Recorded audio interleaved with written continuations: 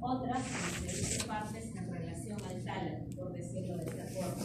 Y vamos a ver la función del tálamo, porque el tálamo lo hemos visto en las clases anteriores, cuando hicimos vías ascendentes y descendentes. Hay que tener en cuenta que los núcleos del tálamo propiamente van a tener intervención en órganos. En este caso, ¿qué órganos? En relación a los sentidos, también va a tener que ver en relación a ¿qué? Ya habíamos visto en la clase anterior en relación a lo que era cerebelo, en relación también a lo que era el movimiento propiamente, ¿no? Pertenecía en relación a lo que era parte, en lo que era el eje. ¿Debido a qué? Debido a que el tálamo tiene múltiples núcleos, ¿ya? Debido a los núcleos del tálamo, que es donde nos vamos a centrar nosotros tanto en lo que es la parte de configuración interna, porque nosotros podemos ver de manera externa en el hemisferio propiamente cerebral, ¿podemos ver los núcleos del tálamo? No, solamente nosotros lo vemos tal como observamos, por decirlo así, en esta imagen. Y lo mismo lo tenemos en la muestra propiamente cadavérica. Pero si nosotros hablamos de una configuración interna, semejante, por decirlo así, en las vías, sí vamos a ver, como se dice, los famosos núcleos de esta estructura. Ahora, si bien es cierto, acá nosotros tenemos una estructura que te va a delimitar dónde se ubica el tálamo, ¿qué era? Cuerpo calloso. El cuerpo calloso, que ya lo habíamos visto en la clase anterior con sus cuatro partes de manera respectiva, y lo que vamos a ver ahora. Aparte de lo que es el tálamo, nosotros teníamos, como les decía, ¿no? Estructuras adyacentes. El epitálamo propiamente, que se va a ubicar en esta zona, cercana a ¿quién? ¿Cómo se llama este órgano? Cerebelo, exactamente. Luego teníamos nosotros la parte de lo que era el subtálamo, hipotálamo de igual manera e hipocampo. Estas cuatro estructuras, sus áreas, es lo que nosotros tenemos que identificar ahora en muestra, así como las partes propiamente de lo que es el cuerpo calloso. Hipotálamo, ¿con qué se relaciona? Si bien es cierto, hipotálamo está debajo del tálamo, ¿con quién tiene que ver? ¿Hipófisis? Exacto, tiene que ver con el eje hipotalámico propiamente, hipofisiario, endocrino propiamente, el famoso eje neuroendocrino. Y este hipotálamo propiamente también tenía subdivisiones. ¿Cuál era? Neurohipófisis Neurohipófisis y adenohipófisis. y adenohipófisis propiamente. Las adenohipófisis, que eran mi gran parte en relación a hormonas secretar con sus órganos. Acá teníamos las glándulas suprarrenales, la glándula tiroidea, que llegaba, como te dice, a ese órgano para que se genere lo que es el tema del efecto. Y dentro de la neurohipófisis teníamos también hormonas representantes que eran dos. ¿Cuáles eran? Oxitocina y vasopresina. Exacto, oxitocina y vasopresina, la famosa ADH, ¿ya? Entonces, de manera como se dice académica, tálamo, ¿por qué tenemos que conocerlo? Por sus núcleos, porque sus núcleos van a intervenir, como les decía, a nivel del eje en relación a vías ascendentes y descendentes y órganos de los sentidos, especialmente dos tipos de órganos, el visual y el auditivo propiamente, con sus divisiones en relación a sus núcleos. Y el hipotálamo, ¿por qué motivo? Por el eje neuroendocrino, de igual manera, ¿ya? Hipocampo, ¿qué se relaciona? Memoria, exactamente. Ahora, ¿qué es lo que nosotros vamos a ver en nuestra siguiente lámina? Lo que les mencionaba de nuestros famosos núcleos.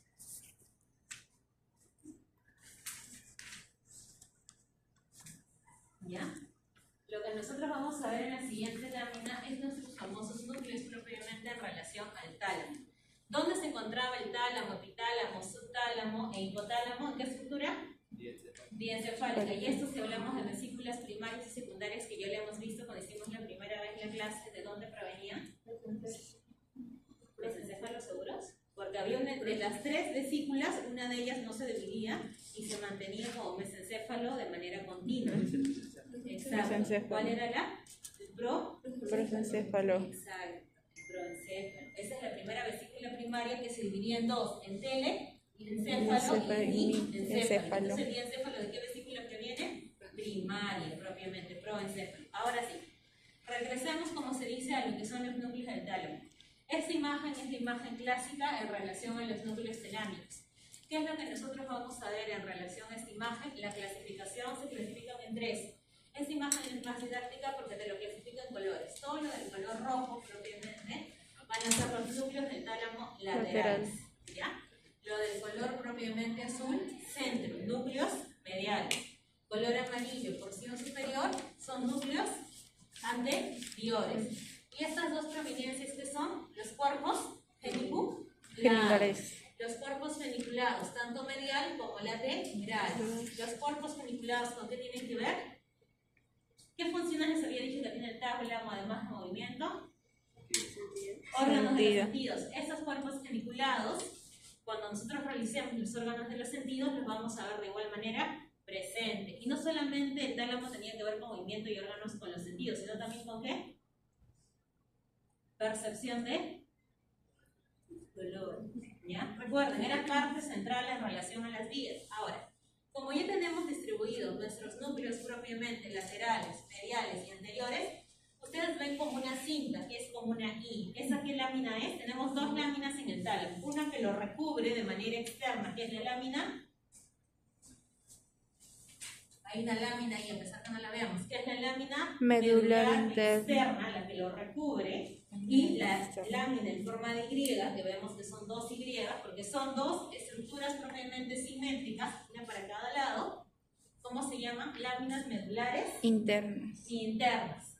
Estas láminas medulares internas son las que te van a dar esa división propiamente, anterior, medial, lateral. La lámina medular externa es la que va a revestir todo. Y tenemos acá la unión del centro, la parte central. Esa parte central, ¿cómo se denomina? Adherencia propiamente intertalámica, que te va a permitir la unión. Ahora, la pregunta es, ¿qué son estas nomenclaturas? LP, lateral, posterior. ¿Eso qué quiere decir? Que tanto el núcleo anterior, el núcleo medial, propiamente, y los núcleos laterales, ¿qué va a ocurrir? Solamente son tres núcleos principales, pero así como el tálamo tiene tres núcleos, estos tres núcleos se van a subdividir.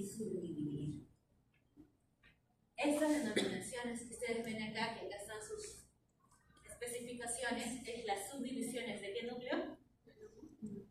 Lateral. ¿Ya? Entonces, ahora vamos a ver esta lámina. Doctora, disculpe, ¿se podría apagar la luz? Ya, por favor.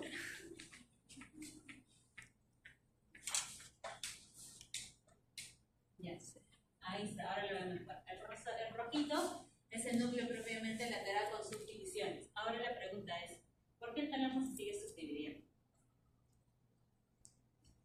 Cuando nosotros hemos desarrollado, por ejemplo, la clase de cerebelo, cuando hemos desarrollado la clase de vías, propiamente, de ascenso y descenso, y cuando desarrollamos la clase de órganos de sentido, visual y auditivo, nosotros no decimos núcleo del tálamo, por decirlo de esta manera, lateral. Nosotros decimos núcleo propiamente latero-posterior. Es decir, le damos una denominación específica de qué subnúcleo está participando en esta vía. Cuando yo hablo del órgano del sentido propiamente visión, yo no digo interviene del tálamo cuerpos geniculados.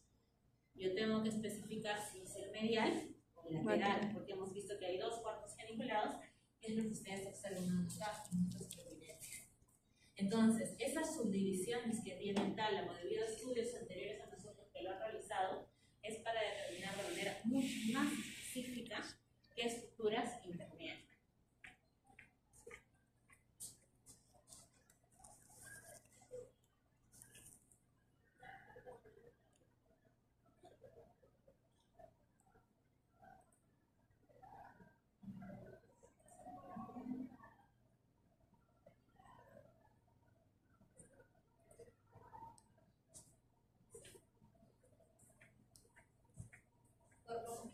Medial, propiamente el cuerpo geniculado lateral. Esta es la parte que se subdivide de los núcleos laterales, pero esta zona que no tiene división, que le vamos a poner acá, ¿cómo se denomina?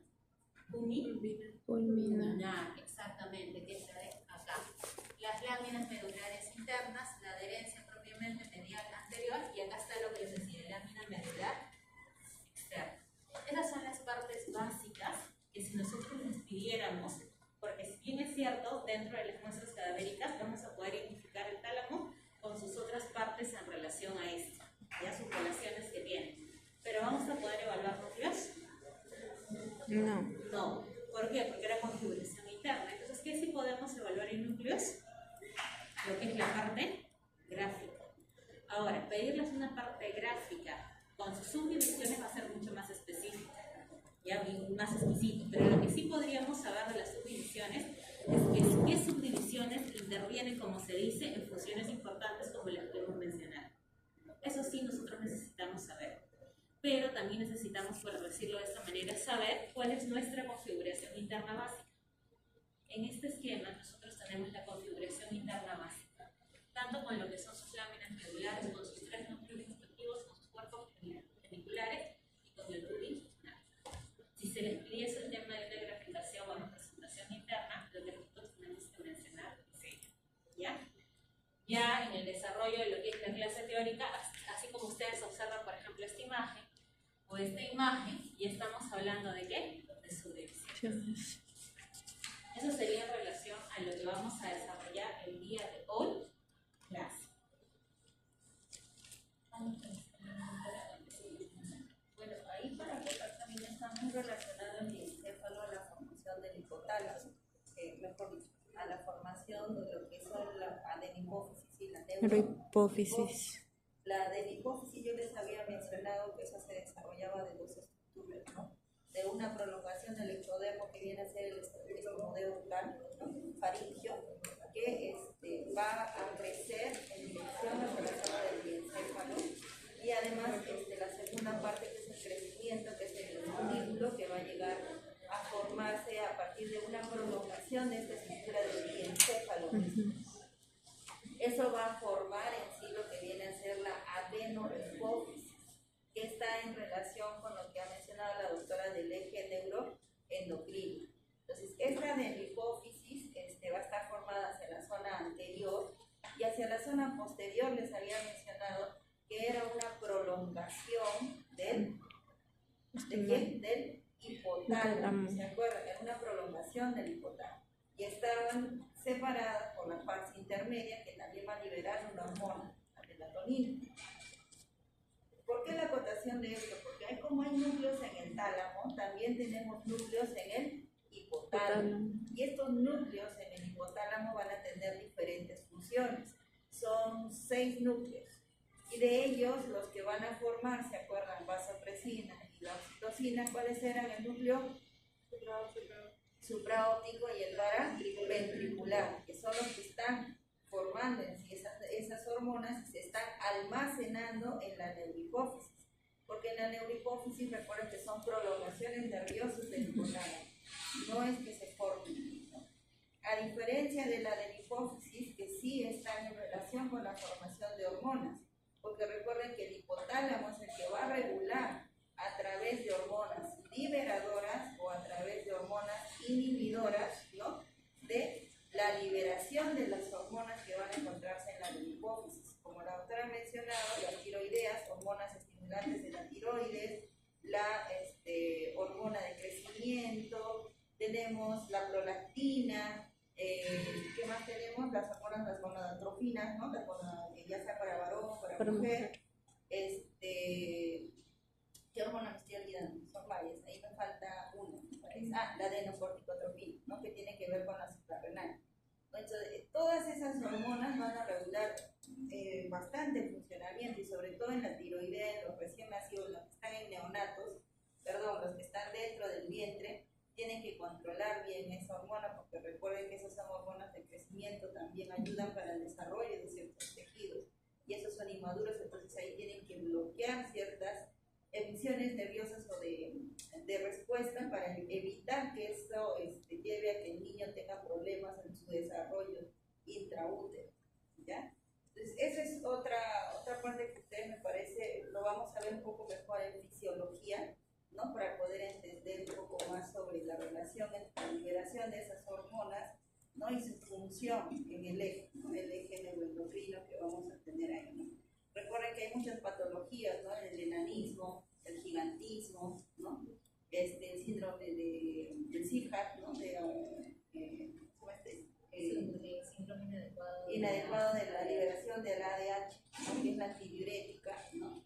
Y hay muchas otras patologías también, ¿no? Y de las suprarrenales también, que ahí vamos a ver también que hay diferentes estructuras en la suprarrenal de también van a liberar cortisol, también liberan un poco de testosterona, ¿no? Glucocorticoides, entonces todo eso lo vamos a ver un poco más en física. Pero tienen que saber que se relaciona también en la parte anatómica, porque está relacionado igual con el INC. ¿Ya? Bueno, y ahí en las piezas pues no hay mucho que ver, ¿no? Solamente sería